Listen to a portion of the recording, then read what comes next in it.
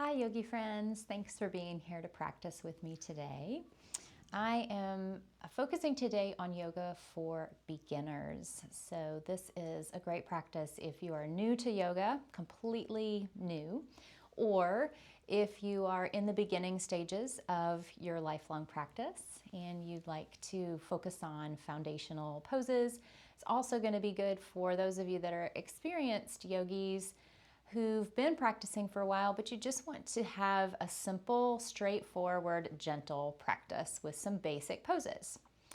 So to begin, let's get in our comfy seat here. If you are a beginner, we call this comfortable cross-legged position, Sukhasana. The important thing is that it's supposed to be an easy, comfortable seat. If this is not comfortable for you, you can pick another way to sit that is. Maybe you want to sit up on a cushion. Maybe you want to sit on your heels.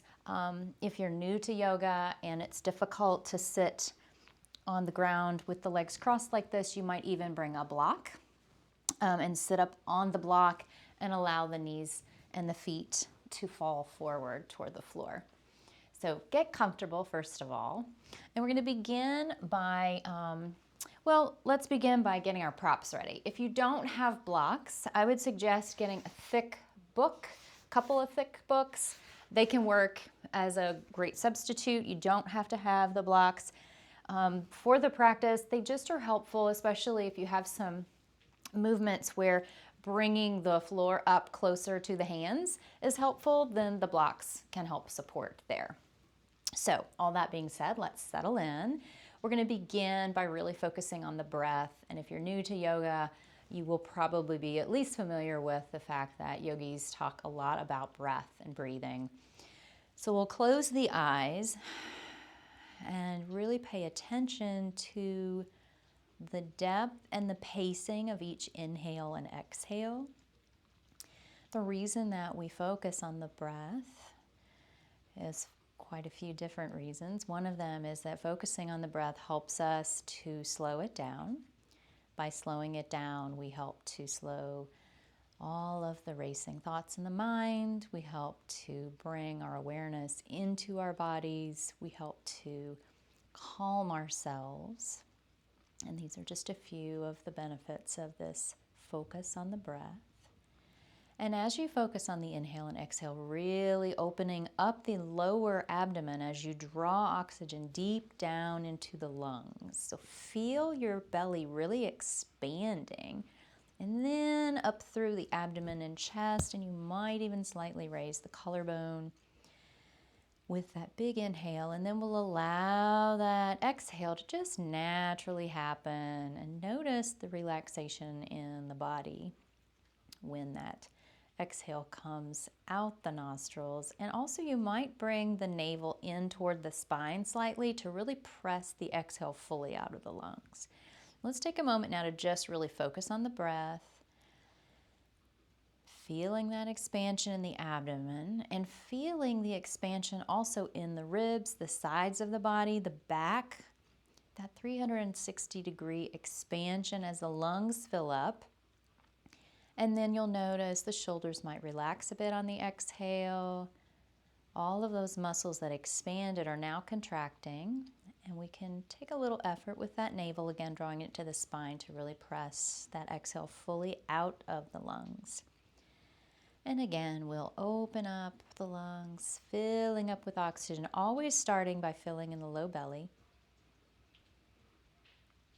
And as you feel like you fill the lungs as full as possible, then we'll lower that collarbone down slightly with the exhale. Allow the body to fully relax here.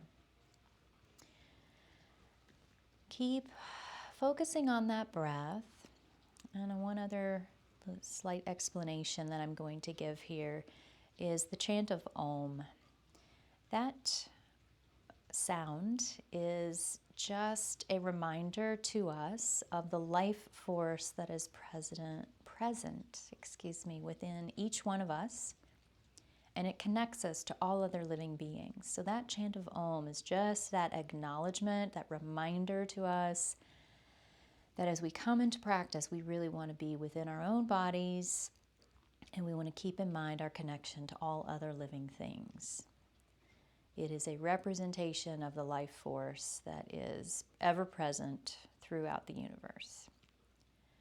So let's take a big full belly breath, and on the exhale, we'll chant Om together.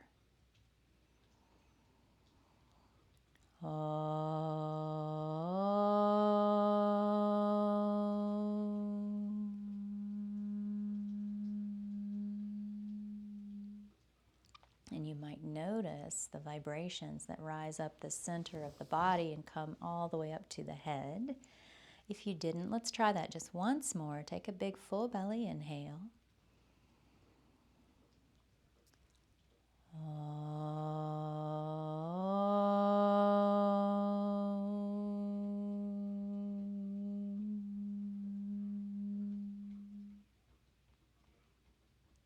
So now we've really centered into this space to start our practice. And one other tidbit of information, not the whole point, but a big goal of yoga from its inception in ancient times was to prepare the body and the mind and the spirit for meditation afterwards. So it helps to clear the channels, it helps to clear the mind, it helps to get our energy moving throughout the body, get out the wiggles. And then if you choose to meditate, a great time to do it is after the end of your practice, because your mind is clearer, the thoughts have settled a bit, you've really centered within your body. So all that being said, we won't be meditating today after our Shavasana, but that is a recommendation, and I do want to honor the traditions of yoga in saying that that is one of the goals of yoga practice, is to prepare the body for meditation, in addition to all the wonderful physical and mental and emotional benefits. So let's start here by doing some warm-ups. Be tall in the spine. So think of lifting your spine up out of your pelvis and all the way up through your back, through the back of the neck, right out the crown of your head. Almost imagine a string is pulling your head toward the ceiling. And allow the lower body that's resting on your mat to really sink down into the mat. And let's start here by raising the arms up over the shoulders. So lengthening through the fingertips, but allow the shoulders to relax down away from the ears. So we're not creating tension by lifting them up toward the ears. We want to relax them down and feel the lengthening in the sides of the body, the front and the back of the body. And keep a straight line from the crown of the head down to your tailbone. So we don't want the pelvis tilting or a curving of the spine here. Nice, tall spine. And from here, we're going to take a twist over to one side. And we're just going to let the hand in front rest on the leg or the knee. And this back hand is just going to rest on the floor, the fingertips even, or the palm, depending upon the length of your arms. And it's going to rest right behind that hip. And then we're going to inhale, lengthen tall again in the spine, and just glance toward the back shoulder. We're not trying to press the neck too far. We don't want to cause strain or tension. We just want to cause a little bit of opening, or invite a little bit of opening in this other side of the neck that's toward the front of the body. And just hold here for a moment, continuing to breathe. And feeling that twisting. Lift your hands up off the floor and your legs so you're not pressing yourself back into this twist. You're just letting the muscles of the torso hold you in this position, not pressing with the hands. On an inhale, let's come back to center and lift the arms back up over the shoulders once again. Lengthen tall, and then on an exhale, we'll twist to the other side. And you might notice it feels different on this side of the body. Just notice those differences. It's not at all unusual for a movement to feel different on one side of the body than the other. Keeping that spine tall. You can glance toward the back shoulder if you like, if it feels good in the neck. And again, lift the hands a little bit so that you're focusing the effort in the torso here. We're not using the arms to press us into this twist. Continuing to breathe here. And on an inhale, let's come back to center once again. And then lower the arms down. If it gets at all uncomfortable sitting in this cross-legged position, again, come into another position that's more comfortable. We're going to begin a side tilt and lift the arm up over the opposite ear from the tilting side. So we're using this one hand that we're tilting toward that direction as a little bit of support. We don't want to go super far here. We're actually thinking of lifting tall first and then opening up the side of the body so that we're not cranking down and really contracting this side that's closer to the ground too much. So feel that opening from the pinky finger up in the air, all the way down the arm, the shoulder, the side of the body, all the way down to the hip. And keep the hips both grounded onto your mat or onto your floor. That is important here to really get the most out of this lengthening. And then we'll come back to center. We're going to lift the opposite arm up over the shoulder. Think lift tall and then open up to the side. And again, we're thinking of lifting up and over, not just bending to the side. And we do want the curvature of the spine here to only be toward the side, no curvature toward the front or toward the back. And just hold here and feel that opening again. Go ahead and press both hips, especially the one that's on the same side as the extended arm. Press it down into your mat or your floor. And feel that opening in the side body. And now we're going to take that movement and just bring a little bit of a pace, quicker pace to it, and just go from side to side. And think of sending energy out the fingertips each time you stretch that arm overhead. And if there's tightness in the shoulders and it feels better simply to lift the arm up over the shoulder, that's okay too. Really listen to your own body and what's working for you today and what feels best. And then even that out on both sides and come back to stillness in the center. And now we're going to lift the arms slightly off the mat on either side of the body. I'd say about 12 to 18 inches.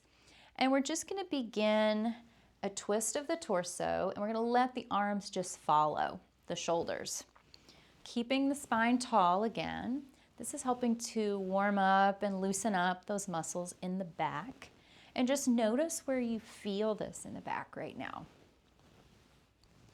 And as we continue to twist, go ahead and lift the arms up to shoulder height and notice how that may change where you're feeling this in the back.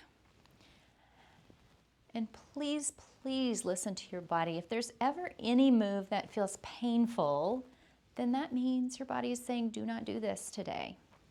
And you'll back off. You might not twist as far. You might lower the arms. You might put the hands on the knees and just twist side to side. If you do have the arms still extended, turn the palms to face the ceiling and go ahead and lift the arms up and make a V shape, as narrow or as wide as feels comfortable. Back to that discussion of feeling any pain. A little bit of discomfort is okay. That's just your body saying, hey, pay attention here. This is different. We don't usually do this. But that can cross over into pain, and only you can identify when that happens. And that's when your body says, no, this isn't the right thing to do today to take care of me. So we back off. Let's go ahead and lower the arms back down. And when I say back off, that means you can completely sit out that particular position, or you can take an alternative position that's comfortable for you. All right, let's come to stand tall from that seated position.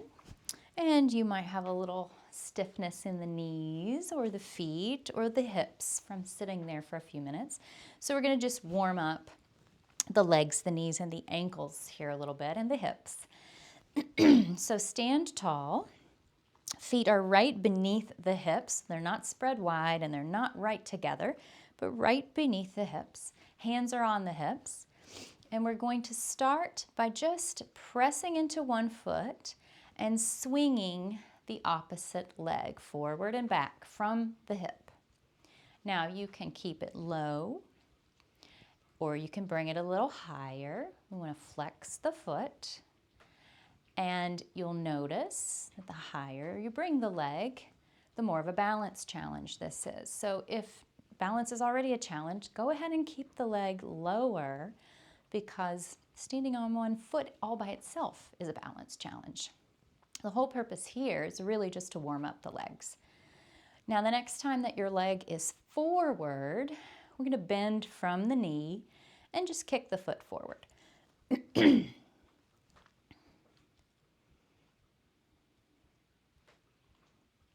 And next time the foot is forward, we're going to make some ankle circles. Warming up the ankles, turn that circle the other direction.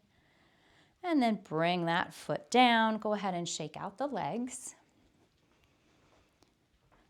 And notice how one leg may feel different than the other now that we've warmed up one side. Go ahead and press into the standing leg this time, lifting the opposite leg, and begin your swing of the leg from the hip.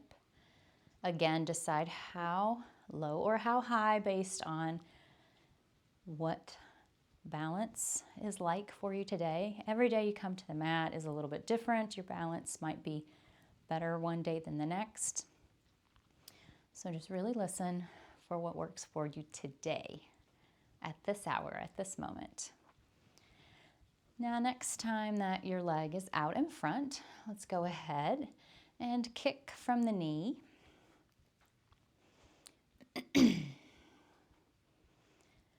Flexing the foot again. And this time, next time the foot is out in front, we're going to make some ankle circles. Circling one way and then the other. And then we'll lower that leg and go ahead and shake both legs out again. From here, we're going to just raise the arms up above the shoulders and clasp the hands in a steeple grip. So that's with the pointer fingers together, the thumbs together, and the other fingers are all interlaced. We'll stand tall, pressing into the feet, engaging the thighs. So you'll feel the knees caps just rise slightly when you engage the thighs. Lengthen up through the spine, right out the crown of the head, and allow the shoulders to relax. And we're going to think of lifting up and then tilting gently to one side, pressing the hips out, taking the torso the opposite direction, and holding here for a moment, continuing to breathe while we hold the position. And again, think of opening up the side body, up and over. And then we'll come back to center. And again, think of pressing into the feet, engaging the thighs, lifting out the crown,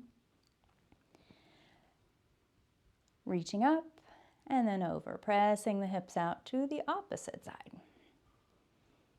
Really opening up through that side body, feeling that extension. And then we'll come back to center. We'll lower the arms down by the sides and then lift them right out in front of the shoulders. So I have this imaginary block between my hands. The feet are directly beneath the hips again. And we're going to take a twist to the side, but my hips and my knees are going to continue to face forward. So I'm only twisting the upper body. Now, this helps to protect your knees, because if the knees start to twist off to the side, that's not good for those joints. So keeping the hips and the knees facing forward and allowing, again, the shoulders to relax away from the ears and to stay plugged into the shoulder sockets. And we'll just hold here for a moment, again, continuing to breathe. Always, remember, we'll continue to breathe throughout. Let's come back to center now. Take an inhale here, and on an exhale, we'll twist to the opposite side. Again, keeping those hips and knees forward, keeping the shoulders plugged in, down away from the ears. And just holding here for a moment.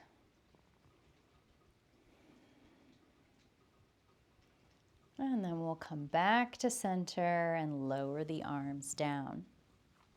Now, let's come to a tabletop position. So we're going to come down onto the hands and knees, and you can get there in whatever way is easiest for you. And when you get there, make sure that the shoulders are right above the elbows and the elbows are right above the wrists. Really grip into the fingertips here so that we can take some pressure out of the wrists.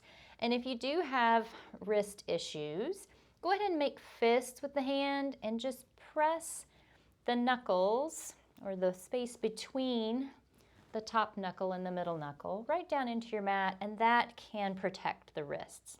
Always an option to do this. If you are on the palms, make the hands kind of like spiders. So we're pressing into the base of the palms and the fingertips. The knees are right below the hips. The feet are right behind the knees. We're lengthening out through the crown of the head, and we're lengthening out through the tailbone, and we're drawing the navel toward the spine to support the low back. So there's a lot going on here. We're also allowing the shoulders to be away from the ears, creating some distance there. And from this strong foundation of tabletop, we're going to drop our belly down, and we're going to lift the head, the crown of the head, up and the tailbone up toward the ceiling. So we should feel a little bit of opening in the front of the body here.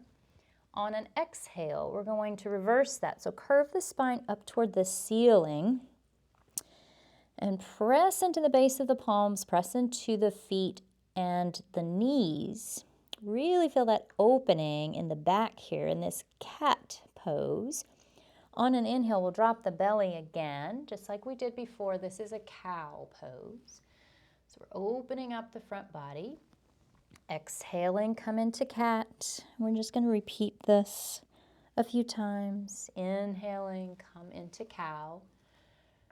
Exhaling, moving to cat.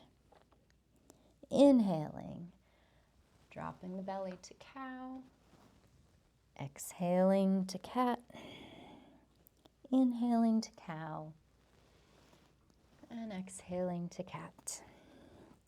And this time we're going to come back to a neutral position in our cat-cow. And we're going to curl the toes under behind us and lift the hips up into a down dog. So in down dog, we're continuing that spider grip in the hands. We can bend the knees as much as needed here. Don't feel like they have to be straight.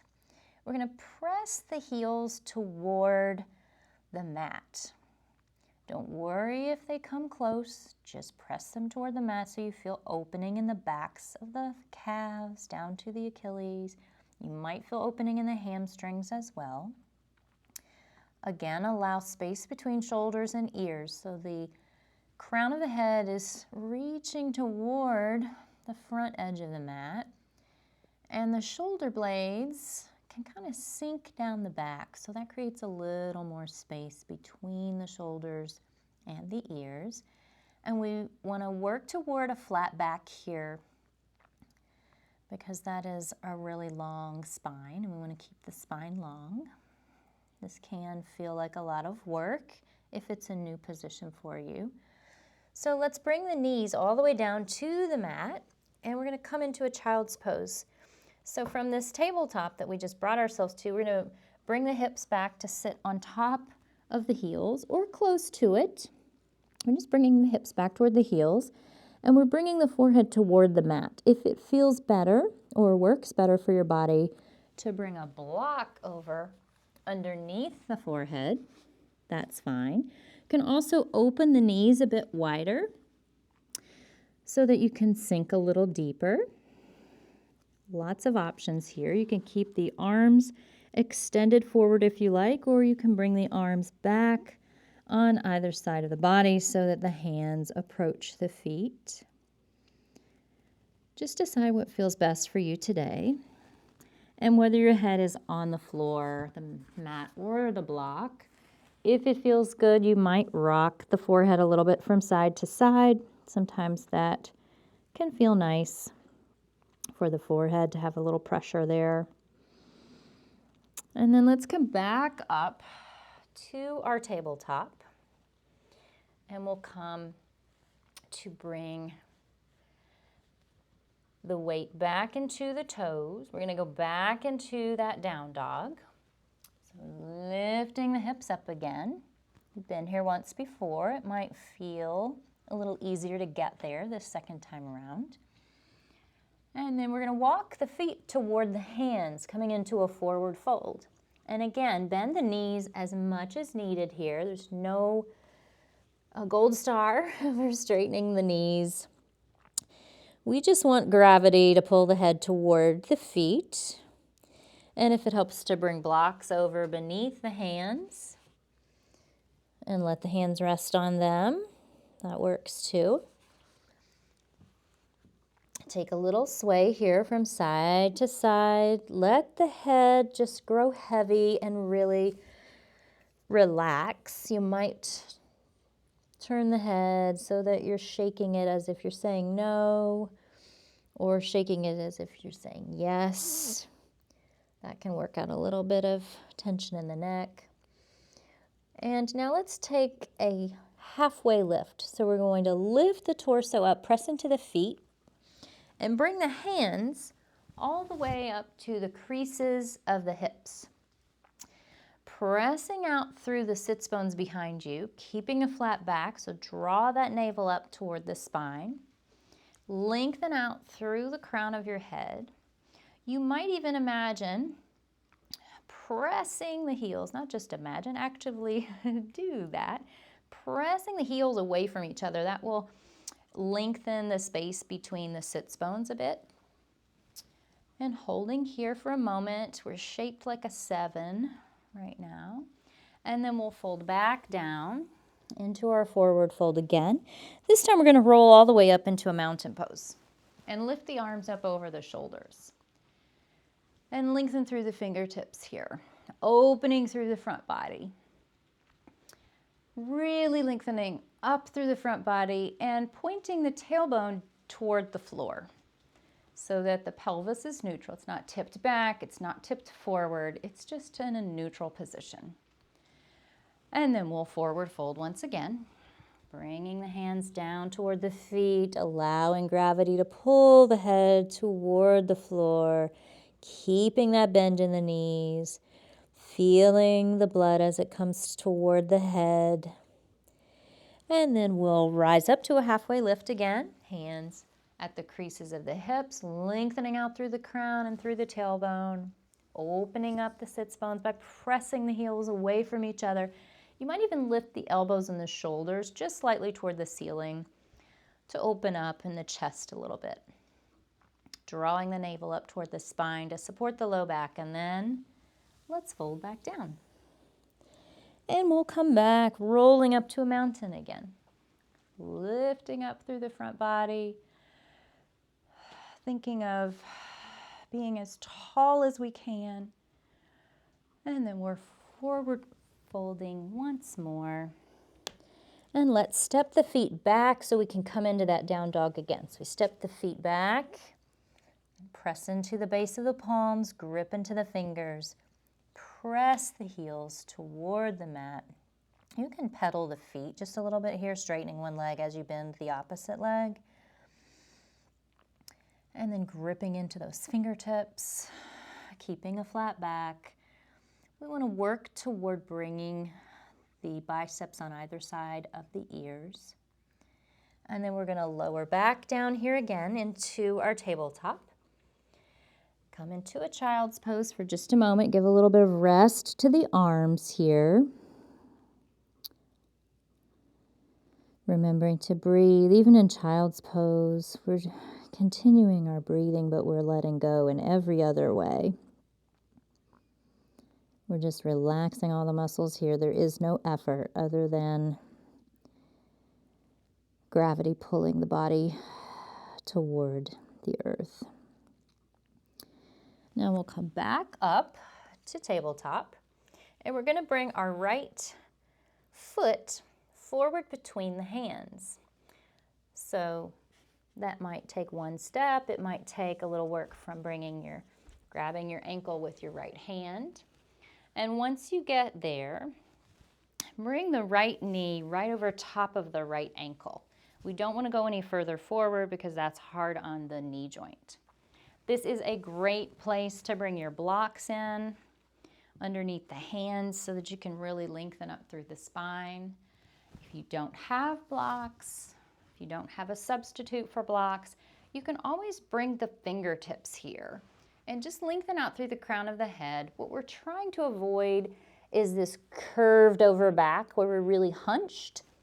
So that's where the blocks can be helpful in lengthening through the spine. But if you don't have blocks, just bring the fingertips to the mat and lengthen through the spine, and think of keeping a straight line from the crown of the head all the way down the spine to the tailbone.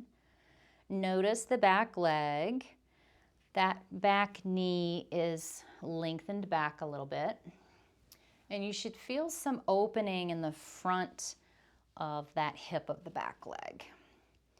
So we're really stretching in the front of the back leg and the back of this hamstring.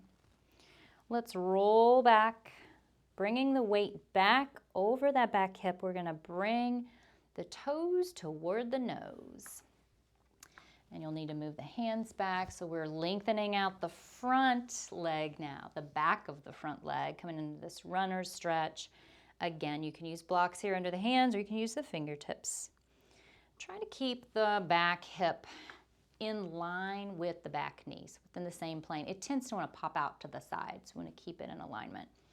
And then we'll roll forward onto that foot, and then we'll roll back into that runner's stretch again. So we're just moving through, rolling through that front foot, coming into that low lunge, and then rolling back again into the runner's stretch. Rolling forward into the low lunge, rolling back into the runner's stretch. And let's roll forward once more into that low lunge. We're going to hold here for just a minute.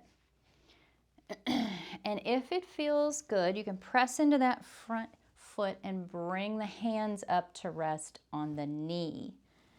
Notice how this feels. If it feels steady, you might bring one arm up over the shoulder. And if that feels steady, you might bring the other arm up over the shoulder. So really increasing the intensity. It's totally fine, of course, to leave the hands right here on the knee, or if that becomes a little much, to bring the hands back down to our low lunge. If you're not already down here with fingertips on the mat, go ahead and bring the fingertips back down. Plant the palm and bring that right knee back underneath. So we're back in tabletop. And this time we're going to bring the left foot forward. So bringing that left foot up between the hands, however you need to get it there. Take a couple steps, use the left hand on the ankle to bring it forward. And again, this back knee is extended back a bit. It's not right under the hip. Front knee is right directly under the ankle. So we'll hold here for a moment, lengthening through the spine from the tailbone all the way out the crown of the head. If you ever need to rearrange the feet to get a good foundation, go ahead and do so. Lengthening up through the crown. Feeling that opening in the hip flexor on the right leg, opening in the hamstring on the left leg. And then let's roll the weight back, coming onto the heel of the front leg and keeping the weight over this back hip and back knee. Bringing the toes to point toward the face, working to keep a flat back here. And again, if you have your blocks and you want to incorporate them into this, you can bring them under your hands and work to keep that back hip in line with, in the same plane with the back knee. Let's roll forward onto the front foot and come into our low lunge here. We'll roll back onto the front heel, coming into our runner's stretch. And continue that movement again, rolling forward to your low lunge, rolling back to your runner's stretch. Each time just feeling the opening.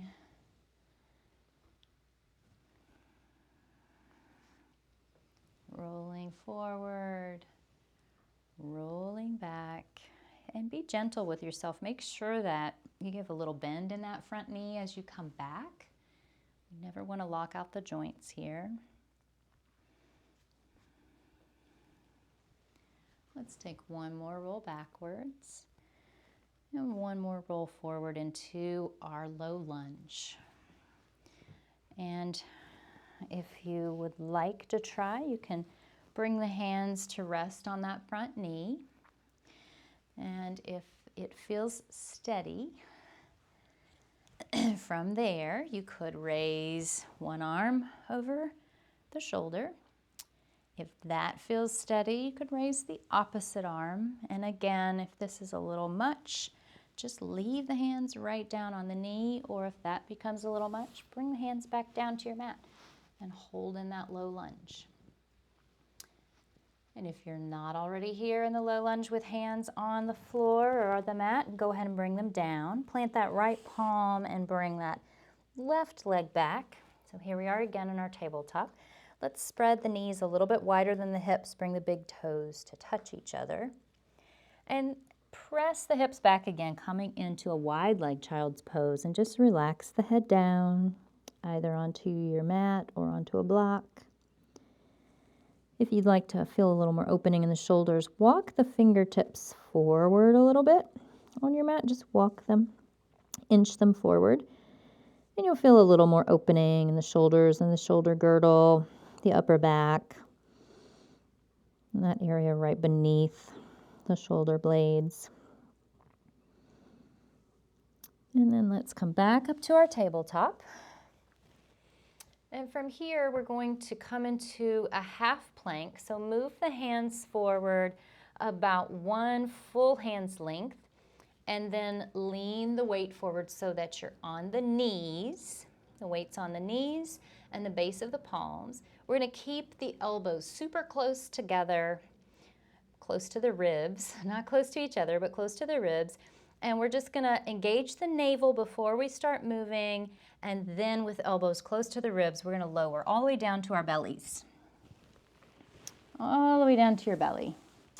And when you get there, go ahead and lengthen the arms out in front. Hands are still on the mat for now. And keep the legs extended directly behind the feet.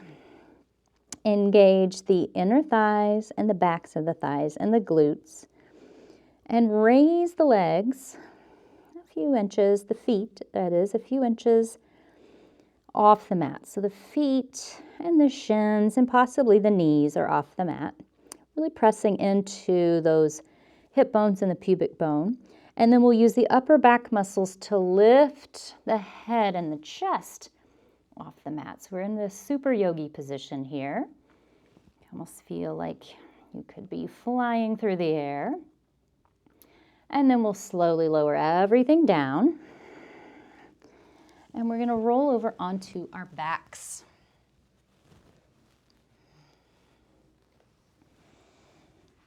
So coming down onto your back in whatever way works best. Once you get there, bring your knees closer to your chest and just put the hands on the shins, pulling the legs slightly closer, and rock a little bit from side to side. You can bring the knees as wide as you need to make this position comfortable. Feel that nice massage in the low back and the upper hips here. It should feel good. And then we're going to bring the soles of the feet to rest on the mat. So the knees are going to be bent toward the ceiling, pointing toward the ceiling. And from here, we're going to extend the arms out on either side of the body. And then we're going to let the knees fall over to one side. So the feet are going to come up onto the outer edge of one foot, the inner edge of the other foot.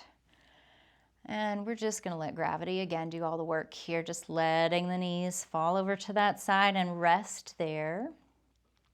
If you'd like to bring this twist all the way up into the neck, you can turn the head so that the face is pointing toward the opposite direction of the knees, opposite side of the room. And just relax here. Go ahead and close the eyes. Feel into the body. Notice those points that are resting on the surface beneath you. Might even notice where the weight is concentrated in which points. Notice where there are certain parts of the body that are uplifted from the surface beneath you in this position. And notice any other sensations within the body, any energy movement, any soreness or numbness or tingling. Just be aware of what's going on within the body. Let's bring the knees back to center. We'll bring the face to face the ceiling, face the ceiling. And then we'll drop the knees over to the other side of the room. You might need to readjust the hips slightly here so this is comfortable in the low back. And then if you'd like to take the twist into the neck, you can turn the head so that it is facing the direction opposite of the knees.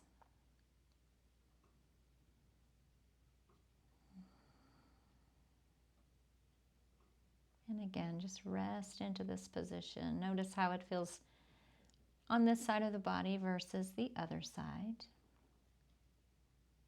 You might also notice once again those points in the body where you're grounded, securely fastened in the surface beneath you.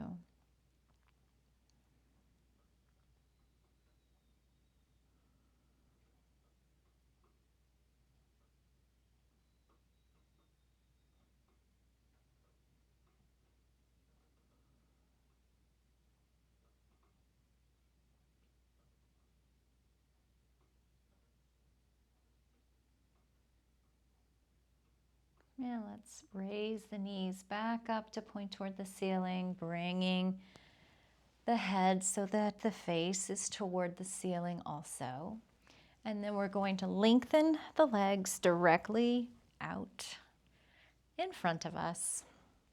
We're going to come into our Shavasana here, and Shavasana is an important pose to stay in for several minutes because it allows the body to soak up all the benefits of these movements that we've just taken. So let the feet fall open naturally. Bring the arms on either side of the body with a little distance between the arms and the torso, and let the palms face the ceiling. If your eyes are not already closed, go ahead and close them. If you have a tendency to get cool, then you might also grab a blanket. If you have one handy, and go ahead and cover the body. We're going to be here in our Shavasana for a full 5 minutes to just take complete benefit or complete advantage of our Shavasana. Just be here and breathe. I'll let you know when it's time to come back to full awareness. The only thing that you need to be concerned with is just fully allowing the body to sink into your mat. If it feels like you need a little cushion beneath the knees, you could also bring a block or two or a rolled blanket beneath the knees. Now I'm going to quiet down so that you can fully relax. Let any thoughts that come to mind just pass through without attachment or judgment. Just be and breathe.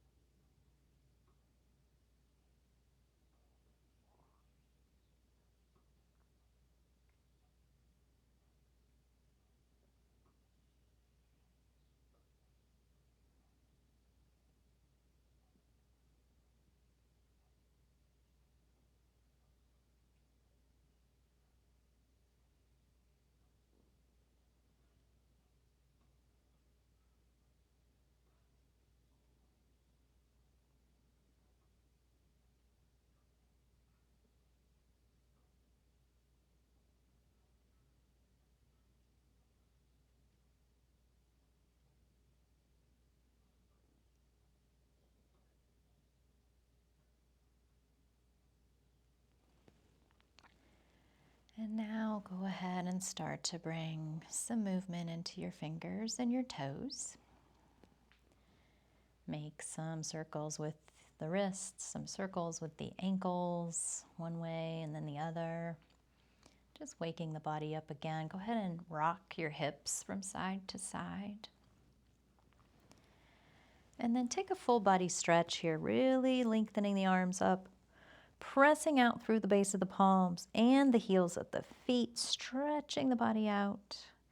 And then we'll roll over to one side and pillow the head with one arm and go ahead and bend the knees so that you're in a loose fetal position, and take one full breath cycle here.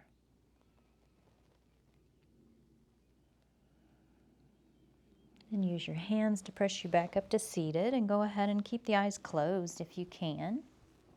Come back into that Sukhasana that you started in, that easy seat with the legs crossed or seated on the heels, whatever was your easy seat to begin with. And just take notice, how does it feel to sit in this position now versus when we first came to practice? Notice our breathing pattern again. Notice the length and strength of your spine. Notice any sensations in the body. Notice if there's been any shift in your state of mind or the state of your emotions.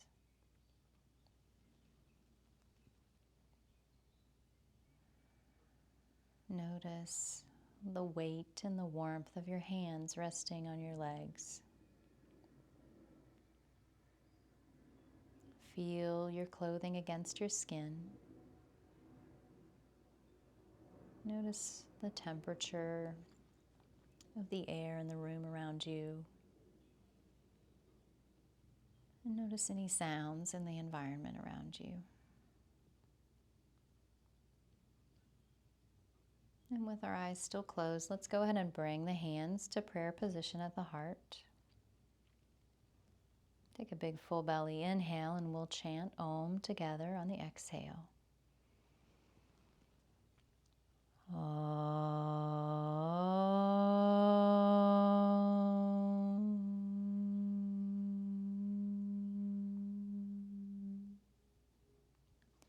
Bring our hands up so that the thumbs rest on the forehead. May we have peace in our thoughts.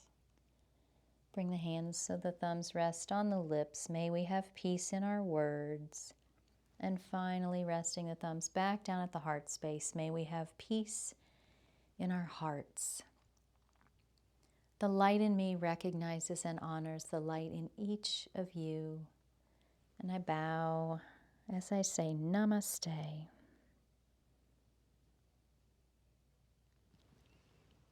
Thank you so much for being here to practice with me today. I hope that this practice has brought some peace and tranquility into your day, and that you can take that with you, carry it with you into all the spaces that you enter, and bring it along. Share it with those who are there. I look forward to practicing with you again soon. If you have any questions, certainly place them in the comments below. And if you'd like to receive notifications when we post a new video, go ahead and subscribe and click the bell if you'd like to receive a notification each time a new video yoga practice is loaded up here to YouTube. Again, I look forward to practicing with you again soon. Namaste.